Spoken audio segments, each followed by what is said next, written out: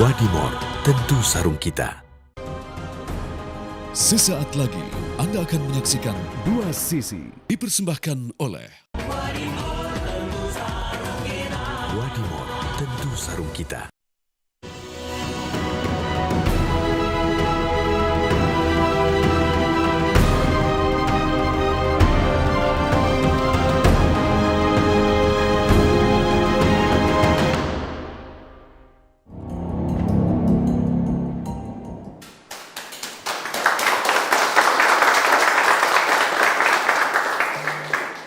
Selamat malam pemirsa, Anda menyaksikan Dua Sisi bersama saya Dwi Anggia. Tadi kalau kita lihat judul di depan agak sedikit ngeri-ngeri sedap ya, Mentan disasar Koalisi Perubahan gusar.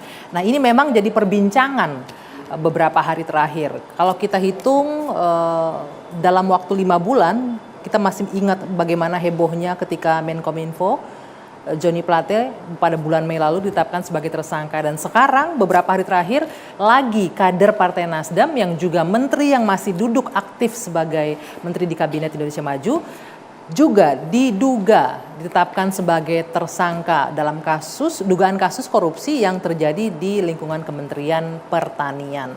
Nah, walaupun memang KPK secara resmi belum menyampaikan rilis status dari Menteri Pertanian Syahrul Yassin Limpo, tapi Menko Polhukam, Pak Mahfud MD, lagi-lagi sempat menyampaikan ke medianya, kami juga pantau di media, menyebutkan bahwa sebenarnya kasusnya sudah lama terjadi dan juga status tersangkanya segera dibuka begitu. Jadi ini juga sempat membuat heboh bagaimana sebenarnya status ini. Nah, belum lagi usai kehebohan yang sempat hilang mentannya, berhari-hari hilang komunikasi, putus komunikasinya, dan juga terjadi kehebohan baru di mana sudah beredar luas di media surat pemanggilan supir Menteri Syahrul Yassin Limpo untuk diperiksa, dimintai keterangan sebagai saksi terhadap dugaan pelaporan upaya pemerasan yang dilakukan oleh pimpinan KPK. Ini juga masih belum jelas, masih simpang siur. Kita akan mencoba mendiskusikannya malam hari ini di Dua Sisi bersama saya Dwi Anggia. Untuk membahas topik ini sudah hadir sejumlah narasumber bersama saya di studio. Di sebelah kanan saya ada Mas Adi Praetno, pengamat politik. Selamat malam. Selamat malam, Anggi. Ya, di sebelah kiri saya ada Bung Bestari Barus, politisi Partai Nasdem. Selamat malam. Assalamualaikum warahmatullahi wabarakatuh. Waalaikumsalam warahmatullahi wabarakatuh. Di ujung sana ada Febri Diansyah, kuasa hukum Syahrul Yassin Limpo. Ini saya takut salah baca nih, benar ya? Assalamualaikum, selamat malam. Selamat malam. Benar ya, kuasa hukum Syahrul Yassin Limpo. Oke. Kita masih menunggu satu orang narasumber lagi, ada Boni Hargens yang akan segera bergabung. Ini kenapa dua pengamat politik malam hari ini, memang karena agak-agak jelimet ya. Jadi benar-benar harus diamati ini sebenarnya apa yang sesungguhnya terjadi. Tapi sebelum kita mulai diskusi, saya ingin menghadirkan kembali bagaimana cuplikan pernyataan dalam konvers Nasdem yang berlangsung sore hari tadi. Kita simak bersama. Bahas apakah itu mendapatkan hukuman, semuanya kita hargai. Baik, terima kasih. Itu merupakan respon Ketua Umum Partai Nasdem dari pertanyaan wartawan menyebutkan apakah ini melihat ada politisasi hukum gitu ya. Mungkin juga tadi Bapak-bapak menyimak ya pertanyaan dan juga jawaban dari ini. Sudah bergabung bersama kita Bung Boni Hargens, selamat malam. Terima kasih sudah hadir. Oke, saya akan langsung ke Bang Bestari terlebih dahulu. Jadi sesungguhnya dari Nasdem sendiri ini sudah terinfo nggak sih ini kasusnya apa sebenarnya? Kemudian pertanyaan selanjutnya, ini kali kedua kader Nasdem aktif sebagai menteri tersandung kasus korupsi. Walaupun disebutkan ya kita berharap penegakan hukum berjalan dengan baik, tapi tidak bisa dipungkiri ini publik di luar melihat persepsinya macam-macam. Apakah juga ada indikasi proses kental nuansa politiknya dibandingkan nuansa hukumnya? Sampai harus tarik nafas berat kayaknya ini. Pertama, terima kasih sudah diundang di Dua Sisi. Mudah-mudahan forum kita ini adalah forum yang bisa turut memberikan pencerahan kepada masyarakat tentunya. Pertama, kita mengingat, flashback sebentar. Begitu gamblangnya Bang Surya Paloh, Ketua Umum kami, berstatement pada masa ketika tadi disebutkan ada Bang Joni Plate mengalami satu hal yang harus dia pertanggungjawabkan. Bang Surya kemudian mengemukakan komitmennya terhadap penegakan hukum itu dengan berapi-api, penuh semangat, dan akhirnya kita melihat ternyata banyak hal yang dibalik itu. Ya. Banyak hal yang dibalik itu tuh maksudnya? Artinya tidak sesederhana kemudian yang dituduhkan kepada salah satu menteri kami yang terdahulu itu, seakan-akan ini 8, sekian, tapi ternyata sebarannya nauzubillah. Itu satu. Sebarannya itu artinya uangnya kemana-mana. Kemana-mana luar biasa gitu. Maka pada waktu itu dinyatakan adalah buka ini selebar-lebarnya dari barat ke timur, dari kiri ke kanan, dari atas ke bawah. Pada hari ini seperti yang disampaikan beliau tadi pada cuplikan tersebut, bahwa memang kita belum melihat seberapi-api itu ketua umum kami, karena memang yang terinformasi ini belumlah sejelas dan seklir apa ini sebetulnya persoalan, sehingga tadi disampaikan, ini mewakili kami semua sebetulnya, disampaikan kita tunggulah ini. Dari penjelasan yang diberikan oleh Pak Mentan ke Pak Surya Paloh juga belum clear. Itu dia, kita tunggulah ini kalau begitu. Karena dari yang kita dapatkan informasi ini, ternyata kita memang harus menunggu. Harus menunggu informasi yang lebih jelas apa sebetulnya persoalan ini. Kalau kita merujuk kepada kronologinya ketika itu adalah Pak Mentan ini sedang bertugas di luar negeri, tugas negara ini untuk menerima satu penghargaan ya dari salah satu institusi di FAO ya di Roma, dan kemudian juga mendapatkan penghargaan dari IFAET, itu lembaga PBB. Tiba-tiba dikejutkan dengan hal seperti itu. Nah, kami berharap tentunya, semua juga masyarakat tentu berharap bahwa ada penjelasan yang lebih konkret, ini ada apa gitu. Enggak, saya potong sedikit Bang. Kenapa akhirnya Mentan harus memutuskan untuk mengundurkan diri? Berarti ada hal yang krusial jadi pertimbangan Pak Surya Paloh sampai menterinya harus ditarik mundur dari kabinet. Iya. Berbeda treatment nih dari Pak Plate waktu 5 bulan lalu di bulan Mei, Pak Plate di Januari sempat diisukan akan mundur, tapi kan tidak mundur. Kemudian pada bulan Mei diberhentikan dari kabinet. Ya, saya kira itu sebagai bukti bahwa komitmen Nasdem itu jelas. Kalau memang ada hal yang harus diselesaikan secara hukum, untuk bisa lebih berkonsentrasi, maka segera menghadap kepada Presiden dan mengundurkan diri. Artinya ada kemungkinan atau bahkan mungkin keyakinan bahwa terjadi dugaan pelanggaran. Bisa saja hal itu seperti itu. Artinya bahwa Nasdem berkomitmen untuk mendukung penegakan hukum.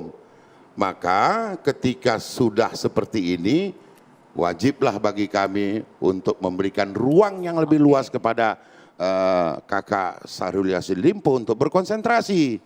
Maka disarankan segeralah diperintahkan segera menghadap kepada Pak Presiden dan mengundurkan diri supaya bisa lebih berkonsentrasi. Kapan rencananya menghadap Pak Presiden? Karena Presiden tadi berkomentar tidak tahu menau, belum ada jadwal bertemu. Saya kira sudah ya, sudah diantarkan surat pengunduran diri, berharap ataupun mudah-mudahan besok bisa diterima. Oke, tadi keputusan mundurnya Menteri Pertanian adalah untuk memberi ruang sehingga proses hukum bisa berjalan dengan baik. Tapi ini fakta juga bahwa ini adalah Menteri kedua dari Nasdem yang terjerat kasus korupsi pada saat masih aktif. Yang jadi pertanyaan adalah kasus ini muncul menjelang tahun politik. Benarkah ini murni proses hukum? Tidak kental nuansa politisnya? Kita akan bahas usai jeda sesaat lagi.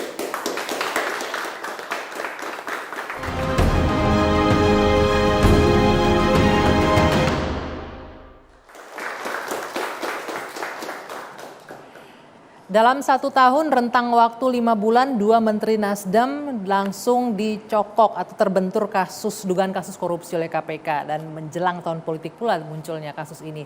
Ini yang kemudian muncul persepsi di publik, apakah ini murni penegakan hukum atau proses hukum atau justru ada indikasi intrik politik di belakangnya. Ada pengamat politik, saya sengaja menghadirkan 2 orang malam hari ini karena memang agak jelimet kasusnya ya.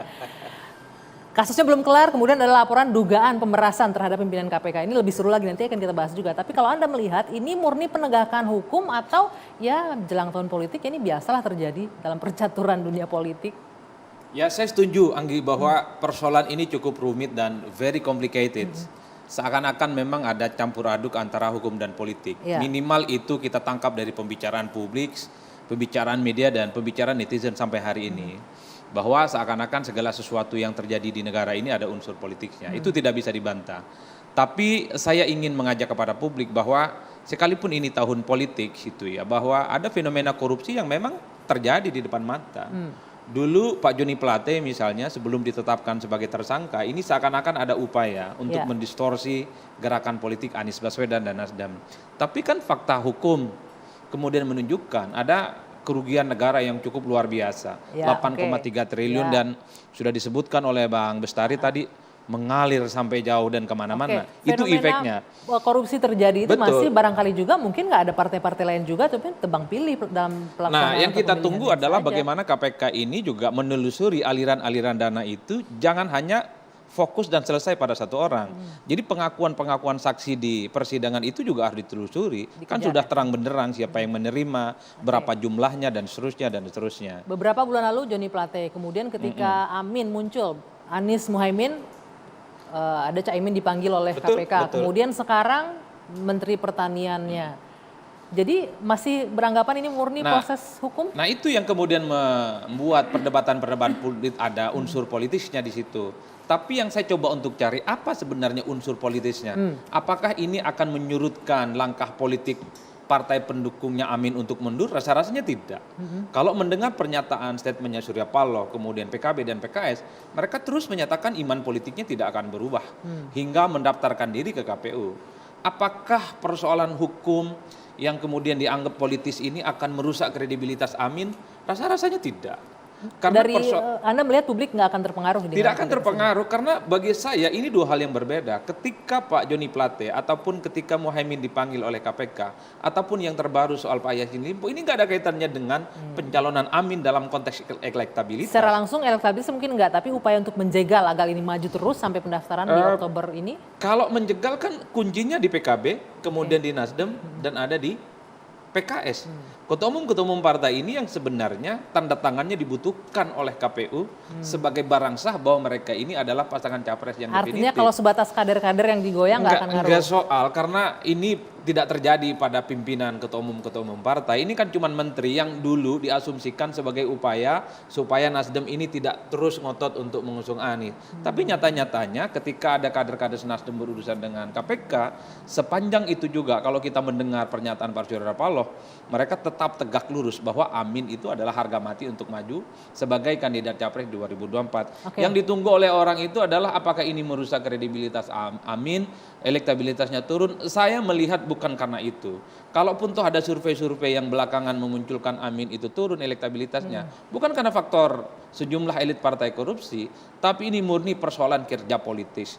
Karena orang melihat terutama Anies Baswedan itu bukan kader Nasdem, tapi adalah sosok yang hanya diusung oleh Nasdem. Ini kita balik dulu ke kasus yang Syahrul Yassin Limpo-nya, tidak ke kesananya dulu. Ini lagi heboh nih, mentannya dipanggil, diperiksa, rumahnya sudah digeledah, bahkan ditemukan uang puluhan miliar di rumahnya. Tapi kemudian muncul berita yang juga sudah beredar di masyarakat, bagaimana surat pemanggilan saksi dari Polda Metro Jaya terhadap supir Syahrul Yassin Limpo. Kita saksikan di sini, pemanggilan ini bertanggal 28 di bulan lalu ya, di bulan Agustus. Artinya sudah dipanggil. Kita saksikan bersama kembali suratnya. Ini pemanggilan Heri, kalau nggak salah namanya ya, sebagai saksi untuk dugaan kasus pemerasan yang dilakukan oleh pimpinan KPK. Ini berbicara KPK, bagaimana para pengamat melihatnya. Ini jadi KPK yang diharapkan, Bung Boni, KPK diharapkan untuk penegakan hukum. Masyarakat masih percaya sama KPK, tapi kemudian surat ini beredar, ada upaya pemerasan untuk penyelesaian kasus yang tengah terjadi, menjerat Kementan. Bagaimana kita melihatnya? Saya komentari dulu soal kasus Pak Yassin ya. Saya kira demokrasi kan punya aturan main bahwa once kamu masuk ke ruang publik sebagai pejabat, kamu mengisi itu ruang-ruang kekuasaan, maka kamu harus rela untuk dikontrol, kamu harus rela untuk diawasi oleh publik. Nah, dalam hal ini mekanisme pengawasan bisa langsung oleh masyarakat, bisa melalui institusi-institusi yang relevan. Nah, untuk KPK sendiri, saya kira ada memang kasus yang inisiatif KPK, setelah ada indikasi lalu mereka melakukan monitoring, kemudian sampai kepada misalnya OTT dan sebagainya. Tapi ada juga kasus karena aduan masyarakat. Nah, saya tidak tahu kasus Pak Yasin ini bermula dari aduan atau tidak. Nah, artinya bahwa ini kasus hukum, murni hukum, yang terjadi dalam suatu momentum politik. Sehingga orang membacanya seakan-akan ada muatan politik. Padahal hukum tidak mengenal soal konteks besar, dia fokus pada bukti material. Saya kira Bung Febri sebagai kuasa hukum kalau nggak salah ya, dari Pak Yasin lebih paham. Artinya bahwa hukum hanya bergerak dengan bukti, ada corpus delicti, dan KPK sudah punya semua itu, sehingga kita tidak perlu berspekulasi yang terlalu jauh. Dulu saya katakan ini juga ketika kasus Pak Joni dan yang lain. Akhirnya spekulasi ini menjadi jauh, nggak salah juga kalau publik punya persepsi itu, karena terjadi tadi yang dibilang terjadi di tahun politik. Soal tudingan ada oknum di dalam institusi yang menyalahgunakan wewenang, saya kira ini lagu lama lah. Dari zaman kami semua masih akademisi yang hadir dari forum ke forum, puluhan tahun lalu kita sudah terbiasa dengan isu macam ini. Artinya bukan hal baru kalau ada tudingan, ada oknum di institusi ini, di institusi itu yang juga ikut bermain. Ya, tapi saya kira semua kembali kemudian pada apakah bukti hukum itu kuat, apakah terbukti, apakah itu tindakan personal atau itu tindakan sistemik. Kalau dia personal maka oknum, kalau dia sistemik maka itu institusional. Nah, saya kira kita terlalu banyak berspekulasi sehingga banyak jumping conclusion. Bagi saya hari ini KPK sudah dan sedang bekerja dengan baik. Kita hargai prosesnya. Kita hargai proses. Jadi KPK tidak perlu politisasi terhadap isu-isu ya. Baik, sebentar. Tapi kemudian muncul nih, Bang Bestari, saya minta komentarnya sedikit tadi mengenai surat pemanggilan saksi itu. Ada memang kasus pemerasan dari pihak pimpinan KPK ke pihak Kementerian Pertanian, kolega Anda. Iya, sempat menjadi pertanyaan besar kita juga. Kenapa kemudian ada hal yang mencuat ke publik, beredar di tengah-tengah masyarakat, di dunia media sosial. Adanya, saya justru mendapatkan itu dari media sosial pertama sekali. Adanya surat panggilan dan segala macam, dan di situ tertulis jelas. Ya, seperti yang ada di dalam layar tadi. Adanya dugaan pemerasan. Jadi inilah yang kemudian membuat kami juga hari ini merasa menjadi tidak pasti ini ada apa, siapa memeras siapa, siapa diperas siapa. Bertanya jelas ya, sebentar, ada nggak pimpinan KPK yang memeras orangnya Pak Mentan? Hari ini itu sedang ditangani oleh Polda Metro Jaya. Maka tentulah menjadi harapan kita semua bahwa Polda Metro Jaya akan bekerja, kami yakin sangat profesional. Siapapun itu, seperti disampaikan tadi Bung Boni Hargens, hukum tidak mengenal selain daripada bukti dan fakta. Bang Bestari, ini pertanyaannya, ini kan koleganya Bang Bestari. Udah ketemu sama Pak Syahrul Yassin Limpo? Saya kira saya sudah ketemu. Sempat ngobrol nggak soal ini? Tadi kan waktu konvers tadi ada saya lihat tadi. Ada tapi khusus beliau. Bicarain soal ini ada nih dari pihak oknum pimpinan KPK yang memeras anak buah saya untuk kasus di Kementerian Pertanian. Ya, saya kira itu persoalan sudah ke publik sih ya. Jadi kita tahu beliau datang ke Polda Metro Jaya, dipanggil dan diproses. Tadi beliau menyampaikan ada 3 jam saya di sana. Dengan berbagai macam pertanyaan, ada sekitar lebih dari 5 orang itu kombes yang kemudian menanyai beliau. Artinya kalau sudah proses sudah jalan, kami memahami bahwa kasus ini ada ya berjalan. Tentu terbetik di kepala kami, saya khususnya itu, apakah ini ada keterkaitan antara lambatnya penanganan kasus ini yang dimulai dari 16 Juni itu, Ya. kok tiba-tiba ada sesuatu di bulan Agustus, tapi kemudian ada lagi sesuatu yang terjadi ketika beliau lagi di luar negeri. Apakah ini ada kaitan atau apa? Biarkanlah ini tadi kita berikan kepercayaan kepada. Kalau dirunut mungkin pemerasannya nggak berhasil barangkali. Jadi akhirnya jadi tetap itu SK. asumsi. Ya. Itu Kalau lihat asumsi. timeline-nya Kita serahkan begitu. kepada Oke. Polda Metro Jaya untuk kemudian menyikapi Menyusuri ini Oke. secara profesional Baik. dan kita percaya itu. Kenapa lambat? Nanti kita akan bahas. Kebetulan ada mantan orang KPK di sini. Kami akan lanjutkan usai jeda. Dua Sisi kembali saat lagi.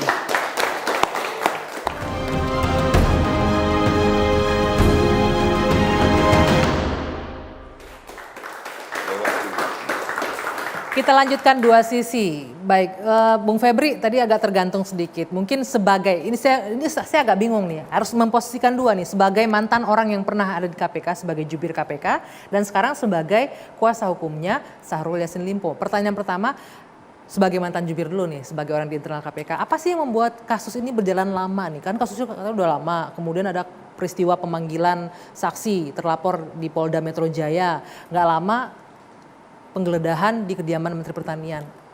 Ada indikasi apa seandainya di dalam internal KPK terjadi proses hukum itu yang agak lama? Apa yang menyebabkan terhambat?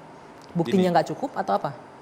Saya pikir kurang tepat kalau saya menjawab dalam kapasitas seandainya saya jubir KPK lah. Dan karena memang harusnya KPK yang menjelaskan. Betul. Itu. Kita disclaimer dulu, kami mengundang KPK tapi KPK-nya belum mau mengomentari hal ini, begitu jawabnya. Oke. Ya mestinya KPK yang menjelaskan sehingga beberapa kesimpang siuran informasi itu tidak perlu terjadi.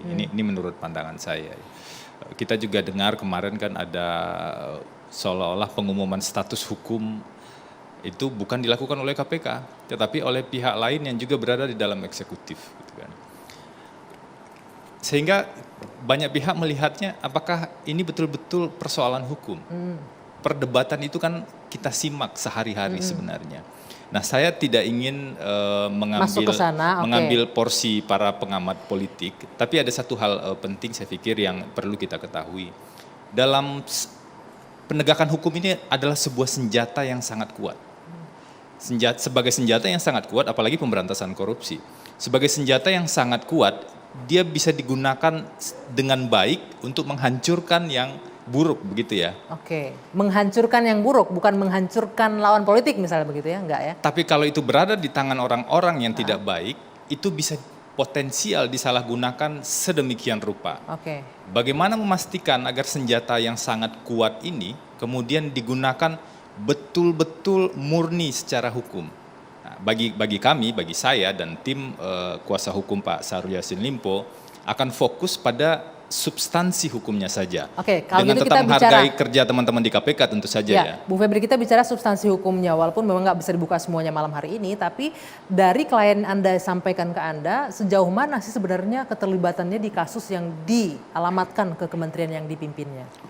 Jadi ada satu hal yang sangat penting sebenarnya kalau kita bicara tentang kewenangan penegakan hukum ini.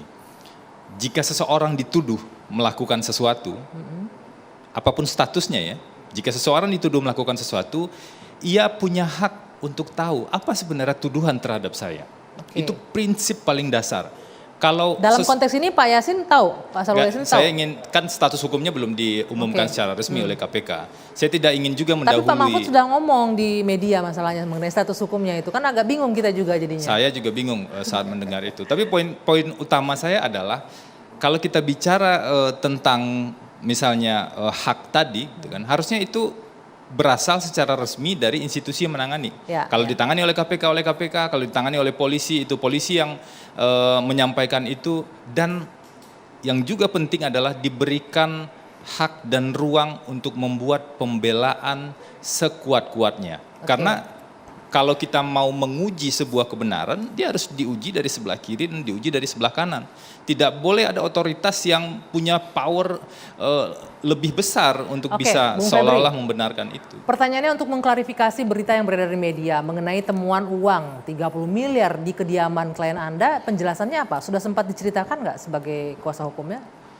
Ada beberapa lokasi penggeledahan sebenarnya kalau kita simak di pemberitaan ya. Pada saat itu saya memang belum masuk menjadi kuasa hukum di tingkat penyidikan. Oke. Karena sebelumnya saya berada di tingkat penyelidikan, melakukan pemetaan, assessment dan sejenisnya.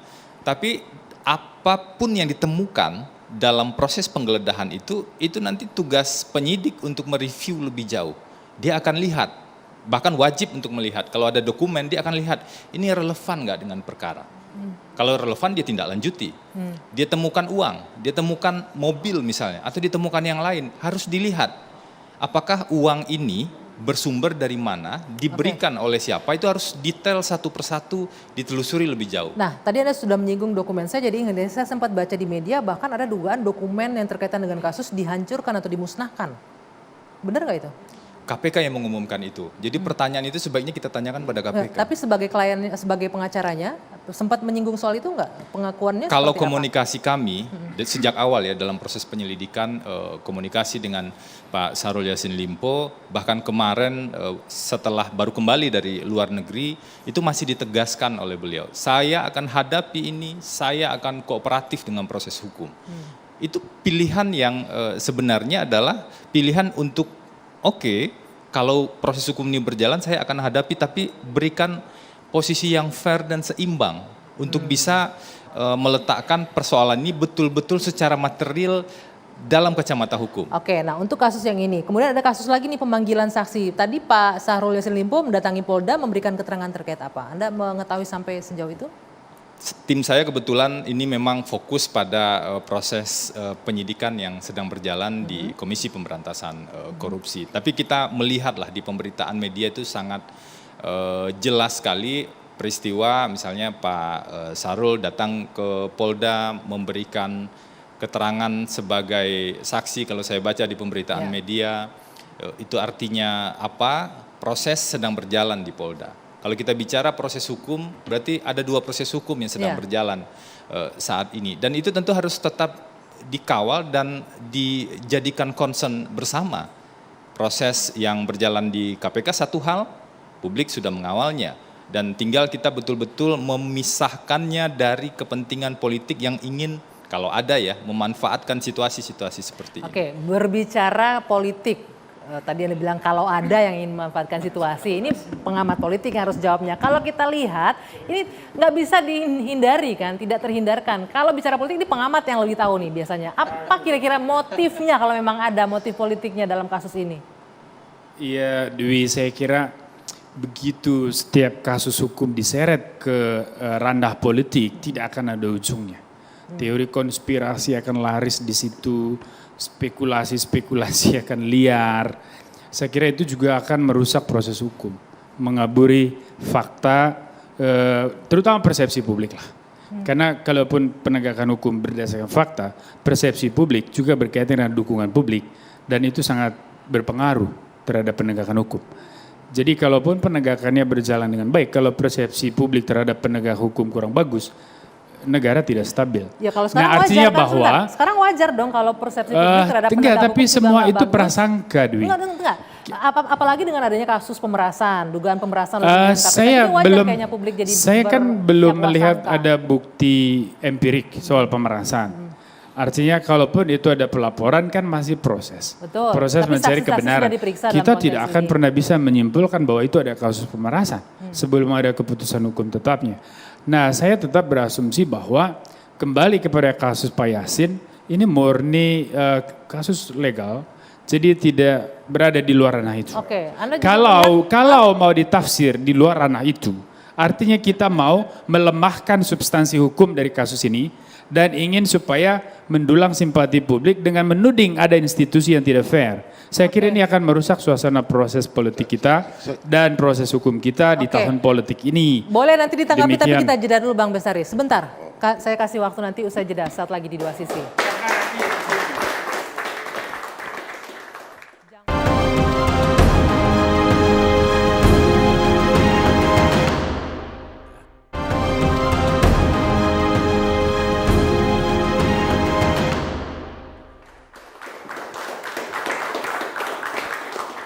tadi secara clear disampaikan bahwa jangan sampailah nuansa politik ataupun isu politik mencampur adukan atau malah mungkin mengganggu proses hukum nih Bang Bestari yang sedang berlangsung saat ini. Jangan sampai tudingan bahwa ini unsur politik sampai mengganggu proses hukumnya. Iya, kembali lagi itu persepsi. Ya, siapapun bisa kemudian memiliki persepsi yang kemungkinan besar akan berbeda pada situasi hari ini. Namun dua hal ini menurut saya persoalan yang sedang ada di KPK terkait Syahrul Yassin Limpo sebagai mentan ini, mari kita dudukkan dia pada rel yang kiri. Dan kemudian persoalan hukum yang sedang berproses juga di Polda Metro Jaya Dugaan itu pemerasan. di satu sisi yang lain gitu. Jadi jangan kemudian nanti kita sedang memperadu-adukan ini, tidak, biar aja dia jalan pada relnya masing-masing gitu. Nanti di ujung pasti ada, kalau memang ada pertemuan di ujung, kita lihat pertemuannya apa sebetulnya gitu loh. Iya toh? Mungkin nggak ada pertemuan di ujung nih Bung Adi Praetno. Ini kan satu kasus hukumnya mentan, satu kasus dugaan pemerasan, tapi ada nuansa politis yang kental juga. Ya, kalau kita percaya dengan omongannya Bang Bestari, mungkin ini dua rel yang berbeda ya. Tapi kalau kita membaca konteks, seakan-akan ini tidak terjadi kebetulan. Seakan-akan ada serangan balik ke KPK. Kan itu saja, Bang Bestari jangan Serangan pura-pura balik nggak dari tahu. siapa ini? Yang melaporkan ada dugaan pemerasan kan? Serangan terkait balik nih, dengan Bang, oknum untuk KPK. Bukan, ini kan kembali lagi kepada hak masyarakat anak bangsa untuk mendapatkan perlindungan hukum. Bagi kita masyarakat, kita ingin mendapatkan kejelasan. Karena kan konteksnya Jadi begini. dua-duanya boleh Sebentar, dapat. Kan tapi saya konteksnya bisa begini. menerima maksudnya Mas Adi ini serangan balik karena ini kadernya Nasdem sedang bermasalah, kemudian dimunculkan ini untuk menyerang KPK, begitu konteksnya. Oh tidak, saya kira begini, makanya tadi saya dari awal saya katakan, mari kita dudukkan persoalan ini secara proporsional dan profesional. Kita biarkan, kita berikan ruang yang sangat luas kepada KPK untuk memberi penjelasan kemudian nanti tentang apa yang sedang terjadi terhadap Kementan. Kemudian kita juga harus memberikan keadilan bagi para pihak yang sedang merasa dirinya diperas itu, yang sekarang sedang berproses di Polda Metro Jaya. Saya kira itu juga hak yang harus dilindungi oleh undang-undang. Kalau dalam hal ini itu adalah adanya di Polda, biarkan Polda bekerja secara profesional. Ya. Saya kira Bagi itu. saya tidak ada yang kebetulan. Anggi, saya kalaupun toh tidak sekolah hukum, tapi tidak ada yang kebetulan di negara ini. Tidak ada yang kebetulan di dunia ini. Kalau tiba-tiba atas nama warga negara melaporkan oknum KPK misalnya ke Kapolda, ini kan nggak kemudian dibaca sebagai suatu hal yang berbeda.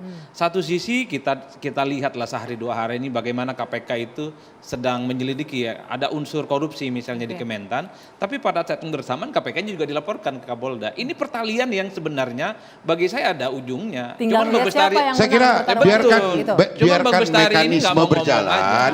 Di KPK itu orang ada bikin unsur laporan ke dewas Kapolda itu juga. nggak gampang loh. Oke, Dia bikin dan ada berita dewas acara, yang bisa mendalami meluangkan waktu, itu. dan Artinya seterusnya. ini orangnya penting yang lapor Penting. ini. Oke. Bang Bestari ini kayaknya agak malu-malu Dewas. untuk mengakui bahwa ini adalah serangan balik sebenarnya. Dewas itu kan dibentuk untuk mengawasi etika moral dari para Pimpinan KPK, ya. komisioner, ya termasuk di bawah komisioner, deputi, direktur dan sebagainya. Nah, sejauh ini saya kira tidak ada keluhan terbuka dari Dewas soal etika atau moral dari pimpinan KPK. Oh, salah Anda. Sudah beberapa kali loh kalau bicara etika, pelanggaran etika dan moral. Dalam kasus yang kamu diskusikan dalam kasus ini memang malam tidak ini. ada. Nah, artinya bahwa apa yang dibilang oleh Mas Adi sebagai tadi tidak ada kebetulan, bisa dibaca orang mungkin bahwa laporan ke Polda itu serangan balik ke KPK ya, kurang lebih begitu. Ya saya termasuk yang meyakini 1000% itu. Yes. Nah, Nah, saya saya kira kira by kita common harus sense, dudukkan persoalan. by common sense Kita Kakak, harus dudukkan itu persoalan, kawan. rancang Oke, bangun sebentar. rancang bangun berpikirnya pasti ke sana. Oke, ini ada Kan kuasa artinya hukumnya Pak bahwa Syahrul. ada upaya melemahkan institusi KPK Oke. ketika seorang Syahrul Yassin Limpo itu diseret oleh kasus hukum. Nah, Bung saya Febri, kasih catatan benar sedikit. ini upaya serangan Wih. balik dari pihak Wih, saya klien kasih Anda? catatan sedikit. Bukan Pak Syahrul ini. upaya Syahrul Yassin Limpo, tetapi ada Dumas. Oh, Itu yang disampaikan tadi pada sore tadi, bahwa ada pengaduan masyarakat terkait ini, ya pemerasan ini. Nah, maka kemudian Polda Metro Jaya melanjutkan ini menjadi proses penyelidikan. Yang kata Mas Maka Adi, bukan dipanggillah para sembarangan pihak orang kan yang begitu tuh. laporannya bisa diterima Jadi gitu bukan loh. Syahrul Yassin Limpo menghantam balik, tidak. Ini Oke. masyarakat murni. Saya kira itu. Silakan Bung Febri. Saya tertarik dengan perdebatan itu. Kadang-kadang kita memang sulit untuk konsisten ya. Di satu sisi dikatakan tadi seolah-olah kita harus pisahkan nih hukum dan politik. Ya. Nggak mungkin itu dicampur adukan. Dengan persoalan yang agak mirip, dicampur adukanlah dua proses hukum yang sedang berjalan. Ini kan logikanya menurut saya, mohon maaf Mas Hadi, ini kan saling bertabrakan. Di sini disiplin sekali di diskusi pertama begitu. Politik harus kita kesampingkan dengan isu hukum, meskipun publik berdebat soal isu politik dan hukum campur aduk. Tapi di sisi lain, di isu yang kedua ini, proses hukum di Polda dan proses hukum di KPK, ini dicampur adukan. Oh ini serangan balik dan segala macam. Kan kacamata pengamat politik wajar lah. Ya kalau boleh, melihat saya itu. kan diskusi juga ini kan. Boleh dong beda ya. Ya. Nah, saya ingin mengajak kita berpikir secara adil bahwa kasus yang sedang berjalan di KPK itu adalah tindak pidana korupsi. Oke. Kasus yang sedang diproses di Polda dari informasi publik yang beredar adalah tindak pidana korupsi. Oke, sama ya. Kedua-duanya adalah kasus hukum. Baik. Mungkin levelnya berbeda. Dan Pak Sarul tadi itu datang ke sana dalam posisi sebagai saksi yang dipanggil untuk klarifikasi. Baik. Kalau baik. Anda dipanggil sebagai saksi oleh penegak hukum, bukankah Anda harus datang? Saya saja kemarin meskipun suratnya belum sampai, Bukan saya berarti datangi serangan balik KPK. ya, datang sebagai saksi begitu ya. Baik. Tapi saya harus akhiri karena udah dikasih kode waktunya habis. Kita berharap sama-sama ini KPK jalan tegak lurus penegakan hukumnya dan kepolisian juga tegak lurus untuk penegakan hukumnya. Kita tunggu itu, kita tunggu jawabannya. Publik menunggu juga semuanya. Saya akhiri Dua Sisi malam hari ini, kita jumpa lagi pekan depan. Sampai jumpa. Ya?